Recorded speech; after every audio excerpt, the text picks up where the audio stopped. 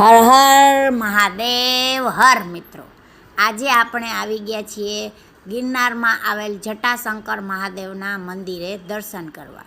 તો આજે હું તમને જટાશંકર મહાદેવ મંદિરના દર્શન કરાવીશ અને આ મંદિર ક્યાં આવેલું છે, ત્યાં કેવી રીતે જવાય છે અને કેટલું અંતર છે એ બધું જ આ વિડીયોમાં હું આજે તમને જણાવીશ.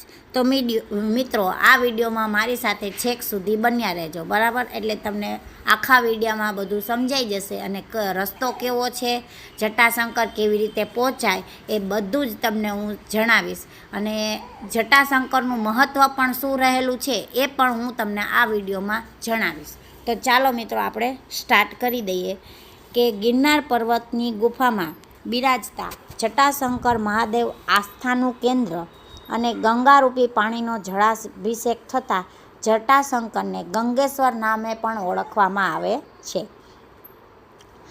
ગિરનાર તળેટીમાં આવેલા લોર્ડ નોર્થ કોટ એટલે કે તળાવ પાસેના ડાબી તરફ જતા રસ્તેથી જટાશંકર મહાદેવના મંદિરે જવાય છે. ખાસ કરીને ચોમાસા દરમિયાન તેમજ શિવરાત્રિ અને શ્રાવણ માસ લીલી પરિક્રમા વખતે અહીં હજારોની સંખ્યામાં મહાદેવના ભક્તો ઉમટી પડે છે. માત્ર જૂનાગઢ શહેરમાંથી નહીં, પરંતુ સમગ્ર દેશમાંથી અહીં ભાવિ ભક્તોનો ધસારો જોવા મળે છે.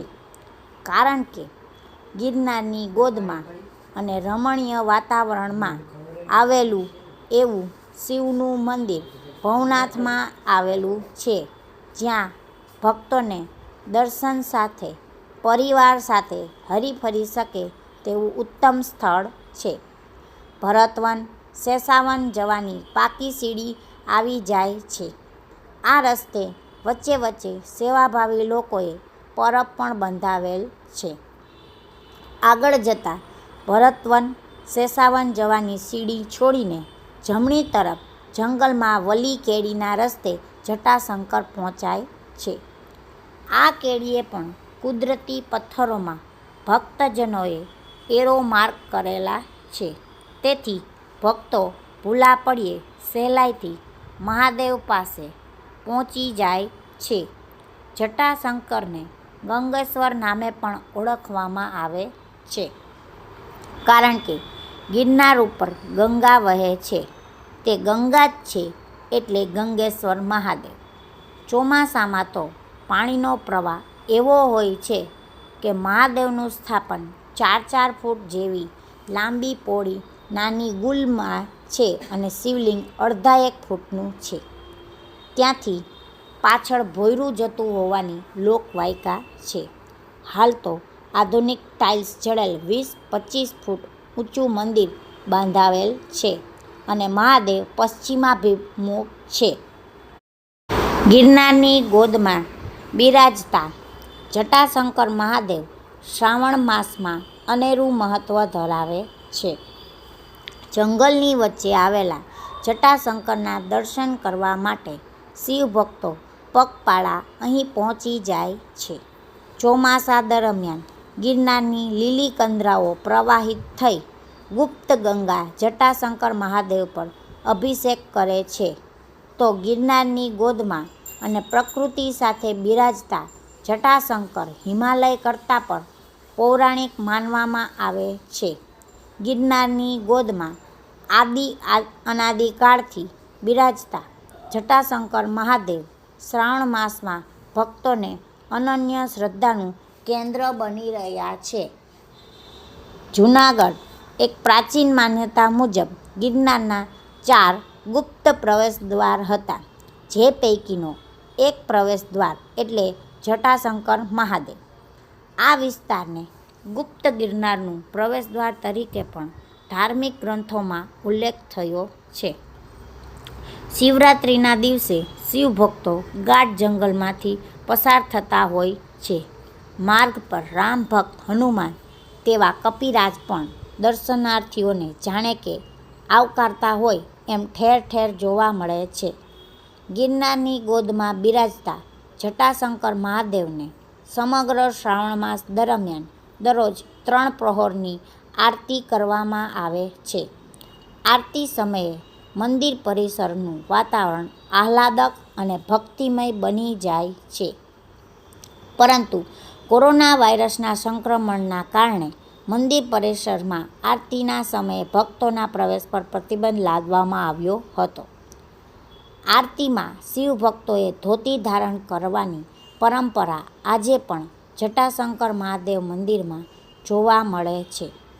આરતી શરૂ થવાને હજુ થોડો સમય બાકી હોય ત્યાં કપિરાજ પણ જટાશંકર મહાદેવની આરતીમાં સામેલ થવા માટે આવી પહોંચે છે. આ મંદિરની ઉપર તરફ ગિરનાર પર્વત પર આવેલી પથ્થરચટ્ટીની શિલા પણ શિવલિંગના આકારે જોવા મળે છે.